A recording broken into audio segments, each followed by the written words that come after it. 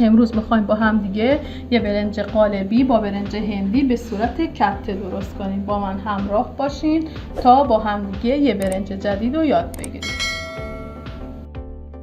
مواد لازم بستگی به اندازه قالب یا قابلمه‌تون داره. حدوداً 1 تا 1.5 پیمانه برنج که از قبل خیس کردم، نمک 1 قاشق چایخوری، روغن 2 قاشق غذاخوری، زعفران 1 قاشق غذاخوری و آب به میزانی که روی برنجمون رو بگیره.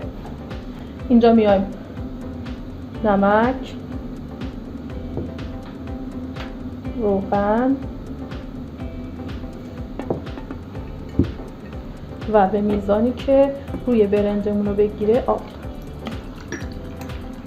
حدوداً 1 بند انگشت آب اضافه میکنیم. در قابلممون رو میذاریم روی حرارت با حرارت تقریبا متوسط رو به بالا تا به جوش بیاد. بعد کم میکنیم تا برنجمون کاملا آبش کشیده بشه.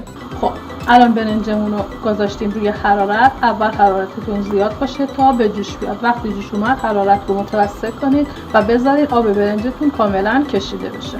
خب اینجا همینجور که میبینید آب برنجمون کاملا تفکیک شده و آماده است که بریزیمش توی قالب. اینجا یه مقدار کره کف قالب مورد نظرمون میریزیم و دیواره ها و کف رو کاملا با کره میپوشیم.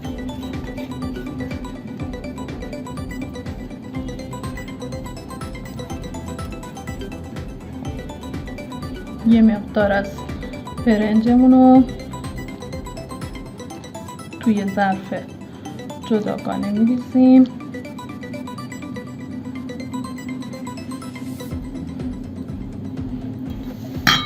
و بهش زعفرون رو اضافه میکنیم.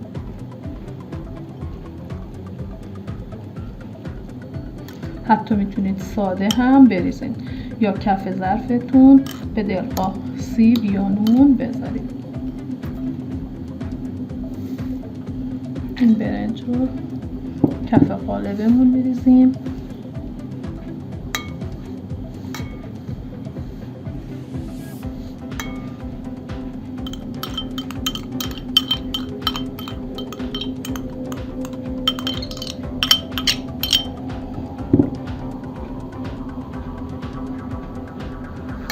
کف قالبتون رو صاف کنیم.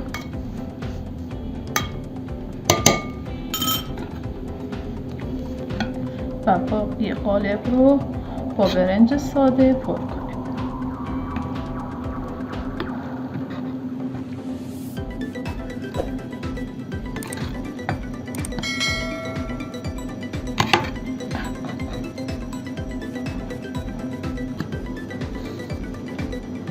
اینجا چون برنجمون کاملا نپخته نیازی نیست که فیکسش کنید، چون هنگام پخت برنجمون از هم دیگه باز میشه و اگه فیکس کنید ممکنه برنج قالبیتون کاملا از قالب جدا نشه. یکم کره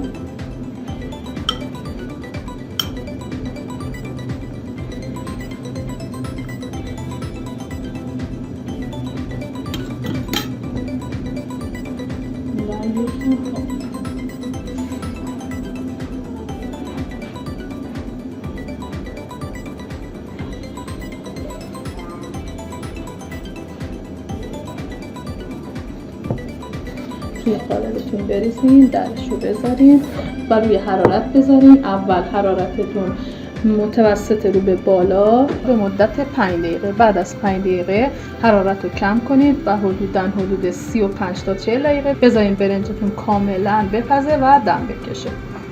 الان در برنجمون رو برمی‌داریم. می‌بینید که دوراش گرفته. می‌بینید که توی ظرف سرمون برش کردیم. ظرف مورد نظرمون رو می‌ذاریم در قالبمون و به کمک یه دستمال برش می‌گردیم. داغه. بفرمایید برنج قالبی.